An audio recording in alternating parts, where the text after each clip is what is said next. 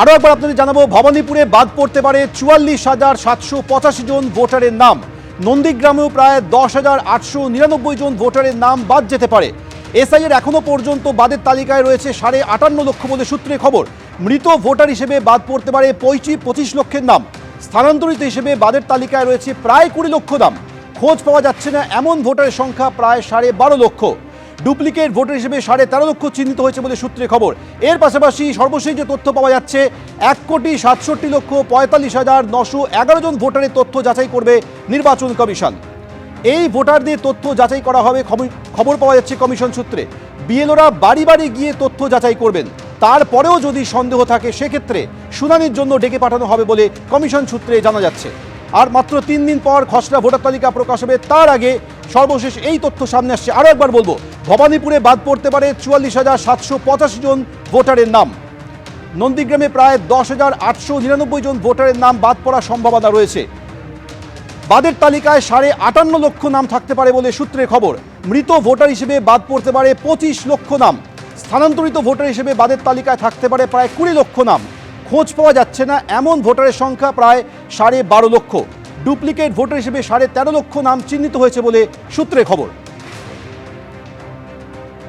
রাজশ্রী দত্তগুপ্ত এই মুহূর্তে আমাদের সঙ্গে সরাসরি রয়েছে। রাজশ্রী, সর্বশেষ যে খবর পাওয়া যাচ্ছে যে ১,৬৭,৪৫,৯১১ জন ভোটারের তথ্য যাচাই করবে নির্বাচন কমিশন। শেষ মুহূর্তে এই বিপুল সংখ্যক ভোটারদের তথ্য যাচাই সিদ্ধান্ত কেন নিল নির্বাচন কমিশন? কারণ নির্বাচন কমিশন কোথাও কোনো সংশয় রাখতে চাইছে না। ত্রুটিমুক্ত ভোটার তালিকা তৈরি করতে হবে, যার মধ্যে যেন কোনো প্রকৃত ভোটারের নাম বাদ না যায় এবং যারা বেআইনি ভোটার তারা যেন কোনোভাবে স্থান না পায়। এইটা মুখ্য উদ্দেশ্য। এই লক্ষ্য পূরণ করবার জন্যই কিন্তু এই বারবার যাচাইয়ের পদ্ধতি অনুসরণ করা হচ্ছে এবং এর আগে ৭ দফা যাচাইয়ের কথা বলা হয়েছিল। গতকাল যখন এসআইআরের ফর্ম ফিল আপের প্রক্রিয়া সম্পূর্ণ হয়েছে, তারপরে গতকাল থেকে আজ পর্যন্ত এই যে তথ্য আপলোড হয়েছে, যা কমিশনের কাছে পৌঁছেছে, সেইগুলো ঝাড়াই বাছাই করে এই নতুন করে ১,৬৭,৪৫,৯১১ জন তাদের এই ভোটারদের আবার তথ্য যাচাই করতে হবে, যার মধ্যে অনেকগুলো ভাগ রয়েছে। ৮৫ লক্ষের বাবার নামের ভুল রয়েছে ২০০২-এর তালিকায়। এমন প্রায় ১২ লক্ষ ভোটারকে দেখা যাচ্ছে যার বাবার সাথে সন্তানের বয়সের পার্থক্য ১৫ বছর কিংবা তার চেয়ে কম। ৩ লক্ষ ভোটারের ক্ষেত্রে দেখা যাচ্ছে ঠাকুরদা হয়েছেন ৪০ বছরের কম বয়সে। অর্থাৎ বিভিন্ন রকমের অসঙ্গতি, বিভিন্ন রকমের সংশয়, এই অসঙ্গতিগুলো দূর করার জন্য নির্বাচন কমিশন সব রকম প্রচেষ্টা চালাচ্ছে। তুমি আমাদের সঙ্গে থাকো। এই মুহূর্তে আরও একটা খবর পাওয়া যাচ্ছে, বালিগঞ্জে বাদ পড়তে পারে ৬৫,১৭০ জনের নাম।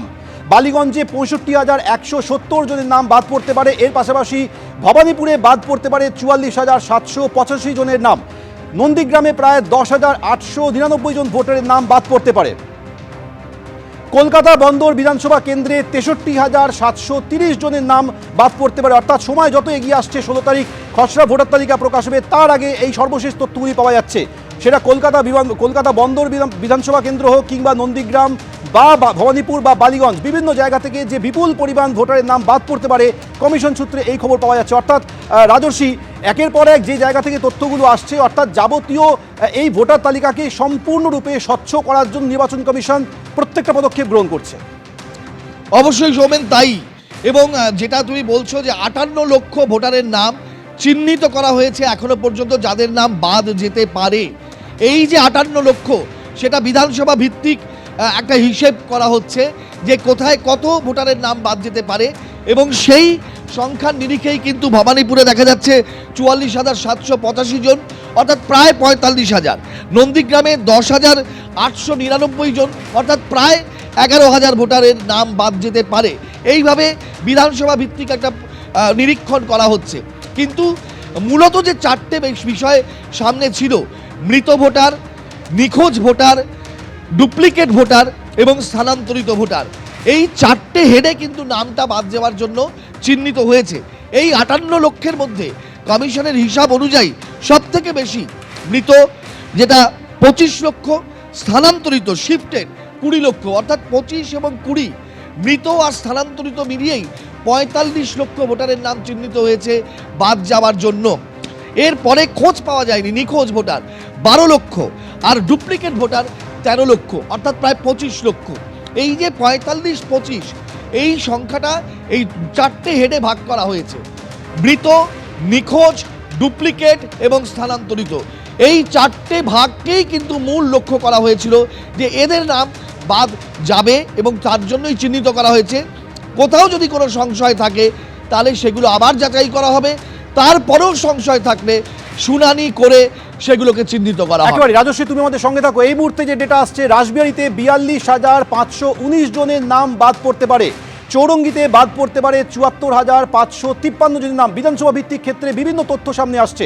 ভবানীপুরে বাদ পড়তে পারে 44,785 জন ভোটারের নাম, নন্দীগ্রামে 10,899 জন ভোটারের নাম বাদ পড়তে পারে, বালিগঞ্জে বাদ যেতে পারে 65,170 জনের নাম, কলকাতা বন্দর বিধানসভা এলাকায় 63,730 জনের নাম বাদ পড়তে পারে।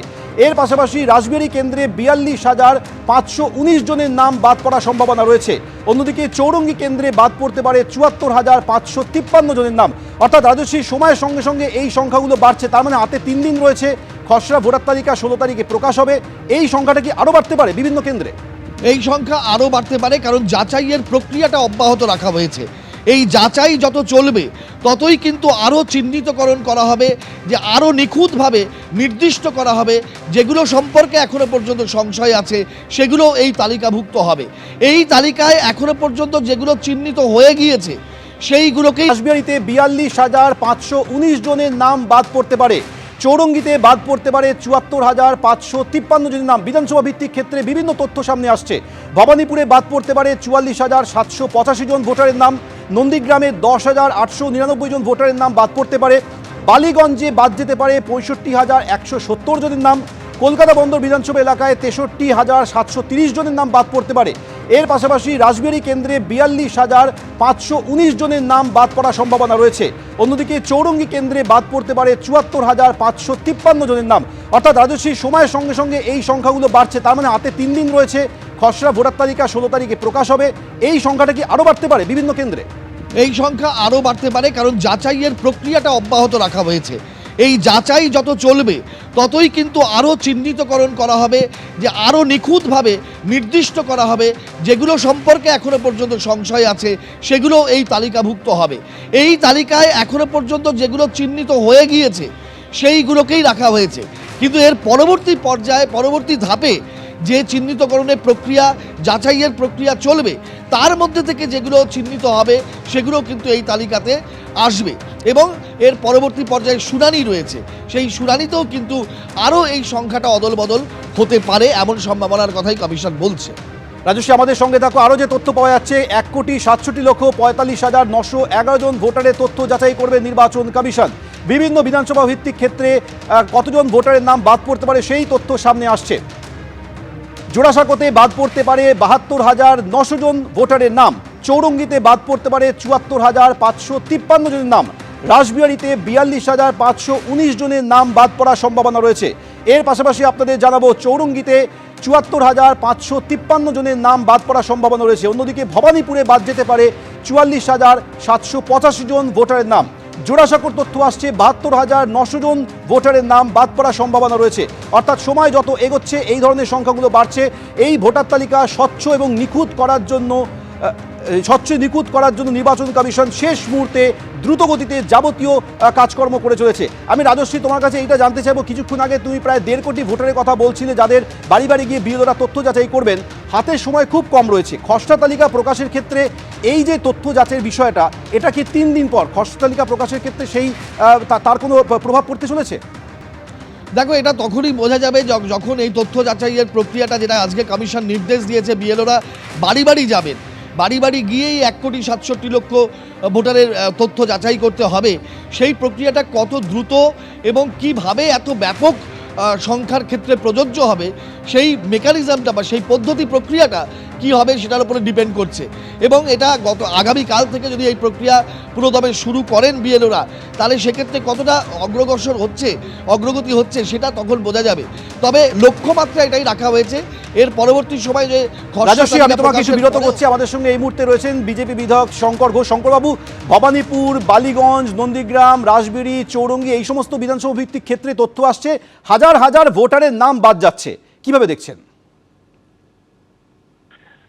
দেখুন, প্রথমত বলবো যে রাজ্যের একটা গড় ডেথ রেট আছে। আমি আমার বিধানসভার ক্ষেত্রেও পর্যালোচনা করে দেখেছি যে সেখানে সেটা গড় ডেথ রেটের সাথে সঙ্গতিপূর্ণ আছে। এবার যে বিধানসভাগুলোর নাম আপনি বললেন, অত্যন্ত গুরুত্বপূর্ণ বিধানসভা, এবং এক্ষেত্রেও যদি আপনি কেস টু কেস স্টাডি করে দেখেন তাহলে দেখবেন যে প্রত্যেকটা বিধানসভার ক্ষেত্রে একই ফিচার নেই। কোনো ক্ষেত্রে হয়তো ফর্ম নেননি এই ধরনের ভোটারের সংখ্যা প্রচুর রয়েছে, কোনো ক্ষেত্রে হয়তো অন্য কিছু রয়েছে। আমি ব্যক্তিগতভাবে মনে করি যে ভবানীপুর, বালিগঞ্জ ইত্যাদি যে বিধানসভা কেন্দ্রগুলির নাম আপনি নিলেন, সেখানে শাসক দলের পক্ষ থেকে এমন ভোটার ঢুকিয়ে রাখা হয়েছিল যেটা তাদের নির্বাচনে সহায়তা করেছে। অর্থাৎ এদের আদপে কোনো অস্তিত্ব ছিল না, সেটা কিন্তু এফআইআর এর মধ্যে দিয়ে সামনে আসছে। এবং আমি একটু সময় নিয়ে কেস টু কেস স্টাডি করে প্রতিক্রিয়া দেব। তবে আবার বলছি, এই রাজ্যে এসআইআর না হলে এই ভোটার লিস্ট অন্তত ক্লিনজিং হতো না, স্বচ্ছ ভোটার তালিকা তৈরি হতো না। আর অনেক এই ধন্যবাদ আমাদের সঙ্গে কথা বলার জন্য। এবিপি আনন্দ, এগিয়ে থাকে, এগিয়ে রাখে।